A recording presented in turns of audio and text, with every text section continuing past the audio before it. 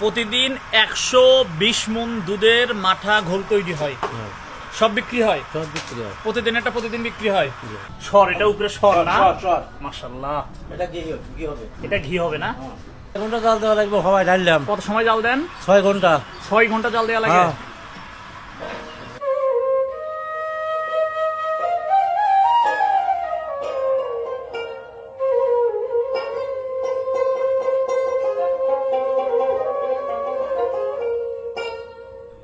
সিরাজগঞ্জ জেলার Salap rail station থেকে স্বাগত জানাচ্ছি আপনাদের সকলকে। আজকে আমরা এই সলপ রেল স্টেশনে সলপের বিখ্যাত ঘোল বা মাঠা তৈরি করা হয়। শুধু সিরাজগঞ্জ নয়, পুরো বাংলাদেশেই এই সলপের ঘোল খুবই বিখ্যাত। আজকে আমরা সেটাই দেখব, আপনারা পুরো ভিডিওটা দেখবেন, আশা করি ভালো লাগবে। আমি এই মুহূর্তে আছি সিরাজগঞ্জের উল্লাপাড়ার সলপ স্টেশনে, যেখানে শত বছরের ঐতিহ্য এই সলপ ঘোল ও মাঠা। আমি সলপের যেটা কারখানা সেখানে আছি। তো আজকে এখানে ঘুরে ঘুরে এখানকার ঐতিহ্যবাহী ঘোল যেটা পুরো বাংলাদেশের একটা বিখ্যাত পানীয় এবং শত বছর হলে এখানকার মানুষের রসনা বিলাস বিলিয়ে যাচ্ছে। তো এই ঐতিহ্য, এখানকার স্বাদ কেমন, সব কিছু আজকে ঘুরে ঘুরে এবং এখানকার যে ঘোল বানানোর প্রসেস আপনাদেরকে দেখাবো ইনশাল্লাহ। পুরো ভিডিওটা দেখবেন, যারা নতুন আছেন অবশ্যই সাবস্ক্রাইব করে সাথেই থাকবেন।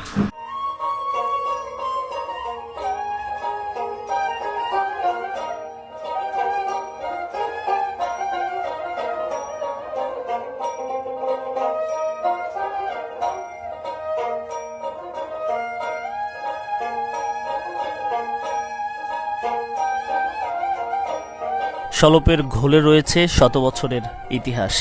শত বছর আগে সলপ এলাকায় মোহাম্মদ সাদেক আলী নামের এক ব্যক্তি কাজের খোঁজে রাজশাহী যান।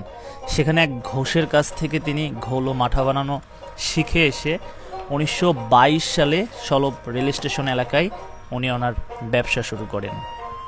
সাদেক আলী প্রথম দিকে বাড়িতে ঘোল ও মাঠা বানিয়ে রেল স্টেশন এলাকায় ফেরি করে বিক্রি করতেন। ধীরে ধীরে বিভিন্ন প্রান্ত থেকে মানুষ এসে তার ঘোলের স্বাদ নিতে থাকে, জমে ওঠে তার ব্যবসা।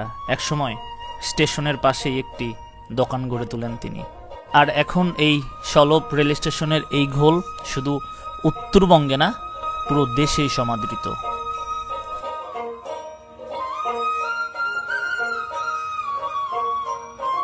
আচ্ছা, এই মুহূর্তে কথা বলবো এখানকার কারিগর। আপনি কারিগর না? আচ্ছা, আপনাদের এখানে প্রতিদিন কত মণ দুধের চাহিদা, মানে কত মণ দুধ দিয়ে আপনারা ঘোল তৈরি করেন বা মাঠা তৈরি করেন? এখন মনে করেন ধরেন যে 120 মণ। প্রতিদিন 120 মণ দুধের মাঠা ঘোল তৈরি হয়। সব বিক্রি হয়, সব বিক্রি হয়। প্রতিদিন এটা প্রতিদিন বিক্রি হয়। কোথায় কোথায় ঘোল যায়, কোথায় কোথা থেকে এখানে খাইতে আসে মানুষ? বহু ফাঁকে ফাঁকে আসে, অত বলতে পারবো না। আচ্ছা, অনেক অনেক দূর থেকে মানুষ এখানে খাবার আসে। আচ্ছা, কেন আসে একটু বলেন তো, কি বিশেষত্ব আপনাদের ঘোলে? বলে যে ভালো, এই জন্য আসে। আচ্ছা, যারা খায় তারাই জানে। আচ্ছা,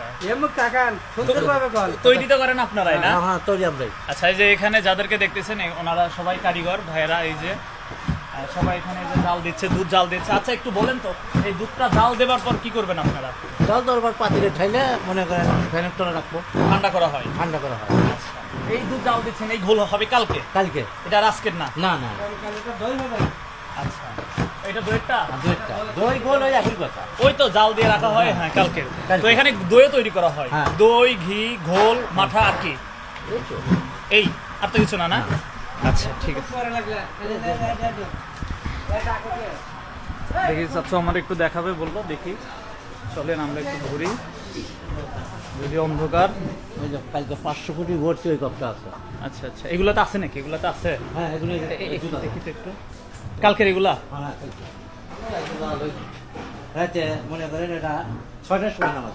আচ্ছা, এই যে দেখেন কত সুন্দর চমৎকার দেখা যাচ্ছে, আশা করি আপনারা দেখতে পাচ্ছেন। সর, এটা উপরে সর না?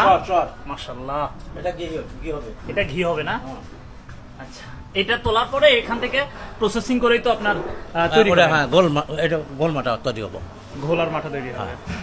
আর এই পলটটা মনে করেন আমাদের দইয়ের কারবার। হ্যাঁ, ওই তো কাল 500 কোটি বলছি, ওই যে 3 কোটি আছে এখন। ওই যে দই না? তাহলে দইও অনেক বিক্রি হয়? হ্যাঁ। আচ্ছা আচ্ছা, 2 কেজি 400 টাকা কেজি। 2 কেজি 400 টাকা বিক্রি হয় না? হ্যাঁ।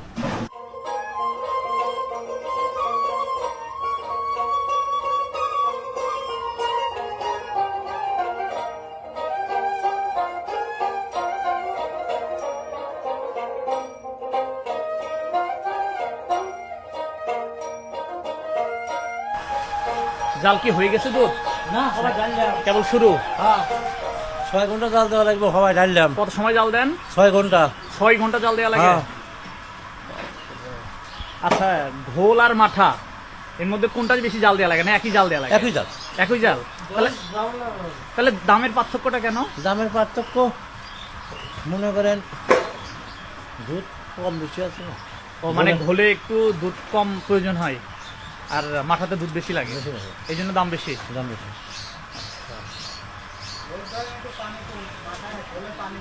হ্যাঁ হ্যাঁ হ্যাঁ, মানে মাঠা ঘন হয় একটু। হ্যাঁ ওই তো পানি খাটা খাবেন না।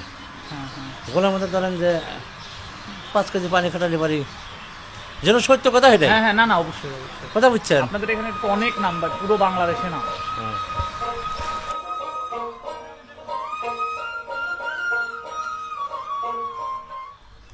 আশেপাশের বিভিন্ন অঞ্চল থেকে সংগৃহীত দুধ একটা নির্দিষ্ট সময় পর্যন্ত জাল দেওয়া হয়। জাল দেবার পর তারা পুরো রাতের জন্য সেটা রেখে দেয়।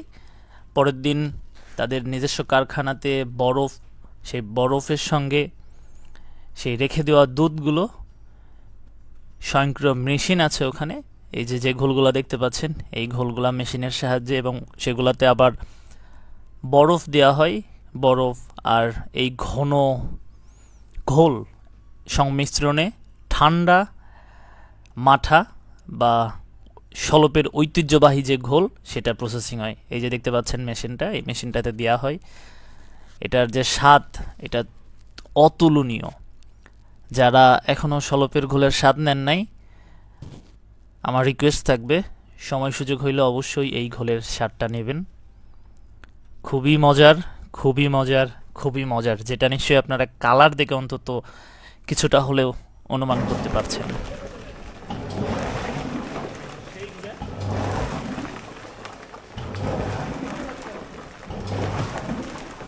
ভাই কি ব্যবসায়ী? আপনি এখান থেকে নিয়ে যান? কোথায় কোথায় ব্যবসা করেন?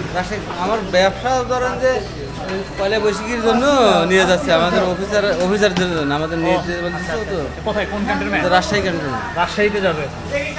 দেখেন উনি রাজশাহী থেকে আসছে, না? রাজশাহী থেকে আসছেন।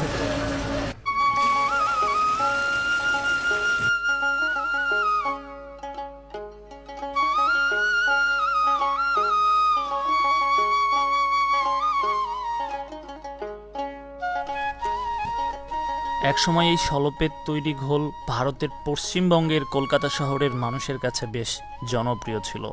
প্রতিদিনের তৈরি ঘোল উল্লাপাড়ার শলপ রেল স্টেশন থেকে ট্রেন সকাল 9টার মধ্যে কলকাতায় গিয়ে পৌঁছাতো। কালের বিবর্তনে ঘোলের এমন বিস্তৃত বাজার না থাকলেও এখন এর চাহিদা রয়েছে দেশ বিদেশ।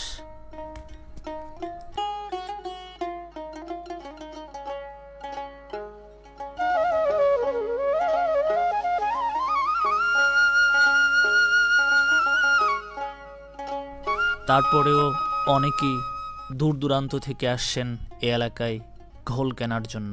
এখান থেকে ঘোল পাইকারি দরে কিনে নিয়ে ব্যবসা করে সমৃদ্ধ হচ্ছেন। দাম কোনটার কত? 100 গোল 100 আর ওটা মাথা 120। মাথা 20 টাকা বেশি।